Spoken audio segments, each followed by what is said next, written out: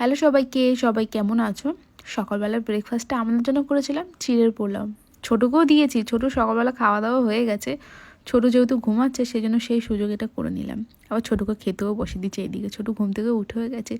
ছোটোটা যেহেতু করেছিলাম আলাদাভাবে, মানে একসাথেই করেছিলাম, ছোটোটায় চিনি দিইনি, ছোটোটা নামিয়ে গুড় দিয়ে দিয়েছি যাতে একটু খেতে পারে। চিনি যেহেতু খাওয়াই না সেজন্য ওকে দিয়েছি। ও কিন্তু একা একাই কিন্তু এইভাবে বসে বসে টুকটুক করে নিয়ে খেয়ে নিয়েছে। যাই হোক, তারপরে 12টার আগ দিয়ে যেহেতু আমি ওকে একটা ফলের জুস খাওয়াই, সেটাই খাইয়ে দিচ্ছিলাম। আবার বলছে ঢাকনিটা খুলে দিতে, এইভাবে খাবেও। মানে ও কী সুন্দর ধরে ধরে এক একাভাবে খেয়ে নিল। ওকে খাওয়াতে লাগে না, ও ঠিক বলে এইভাবে খাবে, এইভাবে ও ঠিক খেয়ে নেয়। আমার অতটা অসুবিধা হয় না, ও ধরে ধরে ঠিক নিজের মতন করে খায়।